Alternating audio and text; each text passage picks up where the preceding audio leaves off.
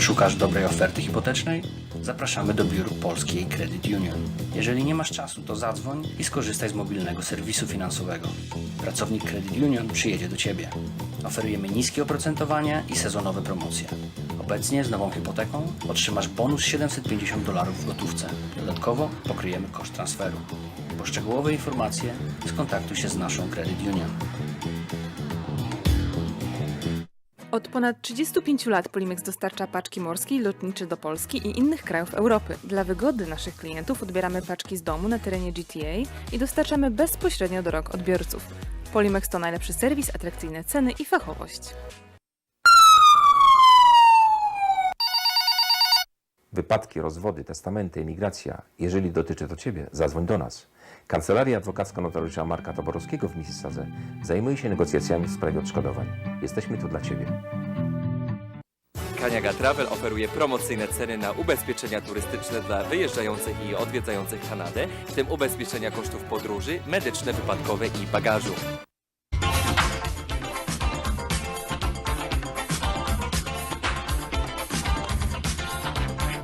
Karta Credit Union działa nawet na British Virgin Islands. Pieniążki prosto z Credit Union. Od ponad 35 lat Polimex dostarcza paczki morskie i lotnicze do Polski i innych krajów Europy. Dla wygody naszych klientów odbieramy paczki z domu na terenie GTA i dostarczamy bezpośrednio do rąk odbiorców. Polimex to najlepszy serwis, atrakcyjne ceny i fachowość.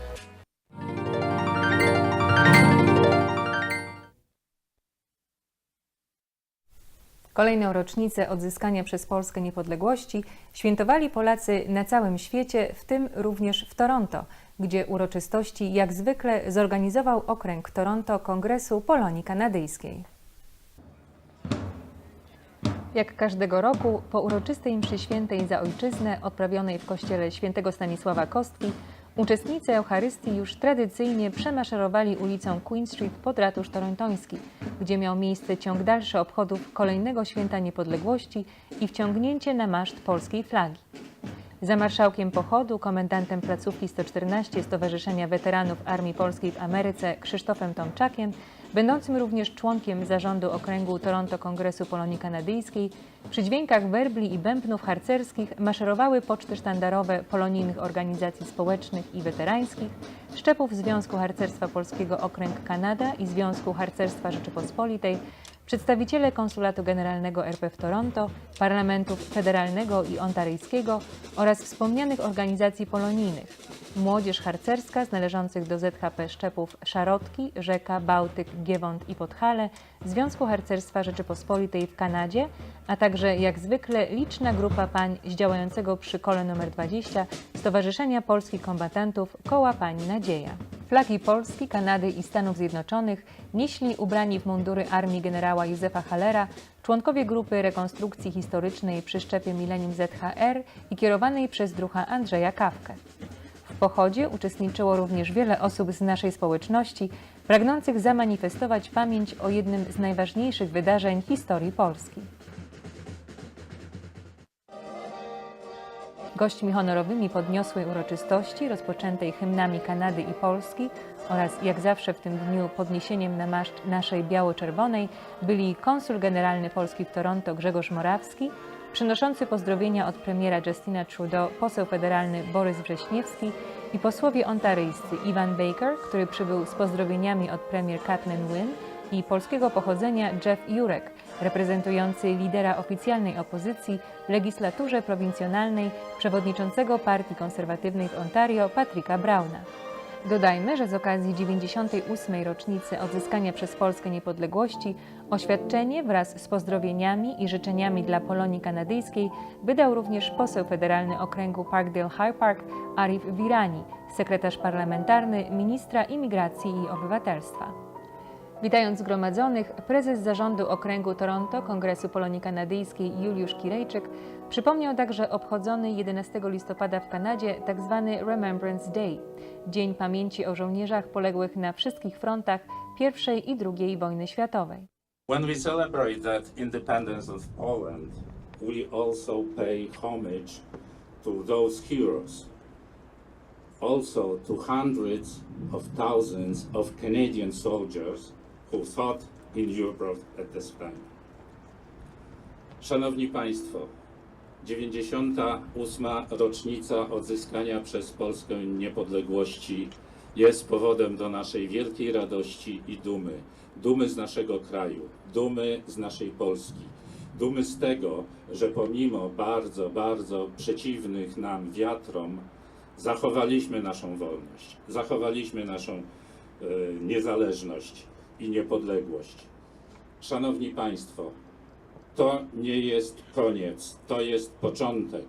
Musimy wszyscy, gdziekolwiek się znajdujemy, na całym świecie, zadbać o to, aby przywrócić wielkość i blask naszej ojczyzny, taki, jaki miała pierwsza Rzeczpospolita. Sprawę nieustannego dążenia Polaków do wolności i ofiar poniesionych przez naród walczący o niepodległość ojczyzny przed i po historycznej dacie 11 listopada w swoich przemówieniach okolicznościowych poruszali goście honorowi. Oto fragmenty ich wystąpień, w których nie zabrakło również osobistych refleksji. Wolność i niepodległość to są najpiękniejsze rzeczy, najpiękniejsze sprawy, jakie może mieć ojczyzna. Dokładnie 98 lat temu została ta wolność i niepodległość Polsce zwrócona. Niemieckie siły poddały się marszałkowi Piłsudskiemu, który zastał kraj, o ile możemy mówić o kraju po 123 latach niepodległości, w totalnej rozsypce i ruinie. Dzięki wytrwałości, dzięki duchowi polskiemu w ciągu następnych lat ten kraj został odbudowany. W zyskaniu wolności brali udział Polacy, którzy mieszkali w Polsce, ale też ci, którzy mieszkali poza granicami kraju. W tym Polacy zamieszkali w Kanadzie. Jest to wspaniały przykład tego, jak osoby, które o swoim kraju rodzinnym wiedziały tylko z opowieści przodków, zmobilizowały się i ruszyły, aby odzyskać tą niepodległość. W miasteczku Niagara-on-the-Lake był obóz szkoleniowy Kościuszko Camp, gdzie 22 000 ochotników z Kanady i Stanów Zjednoczonych walczyły o wolną Polskę. Dzisiaj mamy przedstawicieli, mamy strażników tego cmentarza honorowego. Tutaj w mundurach z epoki. Gorące brawa.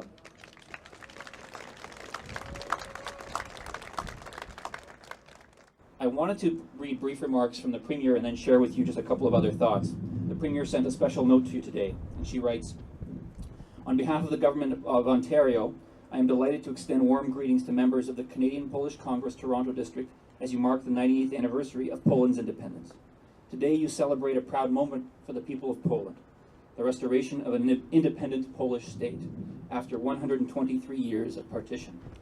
My grandparents immigrated to Canada from Ukraine, and they, like so many of you, came to Canada looking for a better life and fleeing totalitarianism. And they, like so many of you and your parents and grandparents, fought for the freedom and independence of their country. When I was young, I spent a lot of time with my grandfather in the late 80s and early 90s, and I remember being with him when we watched on television the Solidarność movement, and when we watched Poland declare its independence. And I remember my grandfather telling me when this happened, when Poland became free of the Soviet Union, this most recent time when Poland declared its independence. He said that this was a great accomplishment. He said that we must honor those who risked everything and sacrificed everything to achieve independence.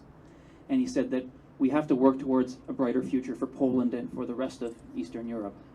I share this story with you today because it's what I think about when I think of the commemoration we are here to celebrate, the 98th anniversary of the independence of Poland. Because this independence, this Declaration of Independence in 1918 was indeed a great accomplishment.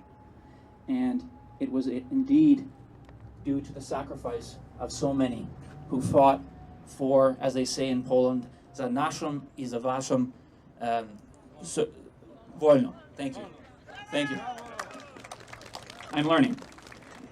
This week was Remembrance Week, the first time in Ontario, as was proclaimed in the legislature last week. And Canadians and Ontarians have taken the time to reflect on the many sacrifices made by the men and women for Canada's freedoms and the values that we share today. Today, together with the Canadian-Polish community We reflect on Poland's history and for fighting for the protection of our same values.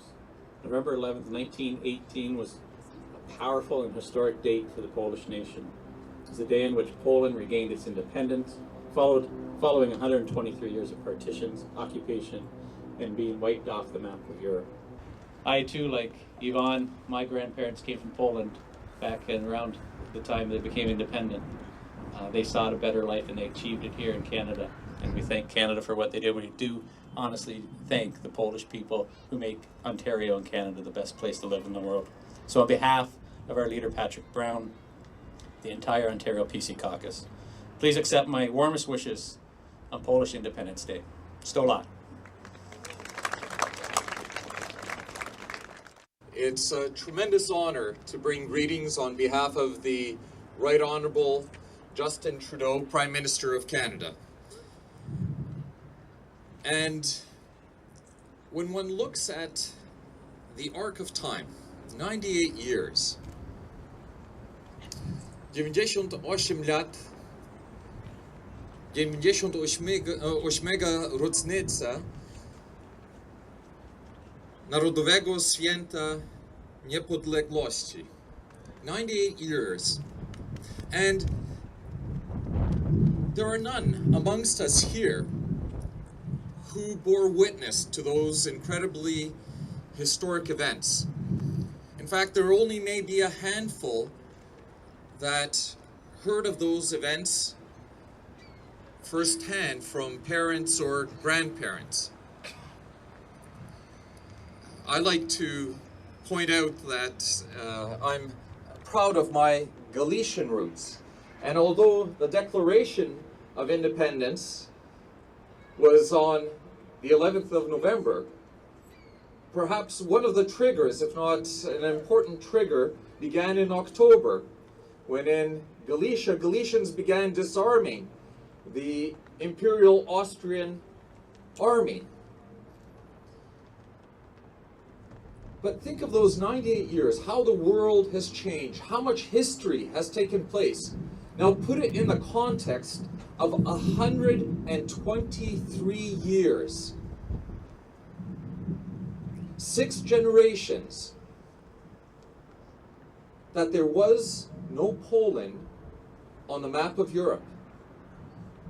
Poland and Poles were divided amongst 3 imperial powers. And what does it say about the Polish people, the Polish spirit, the Polish nation, that after 6 generations of occupation and division, Poland re-emerged as a free and independent state on the map of Europe?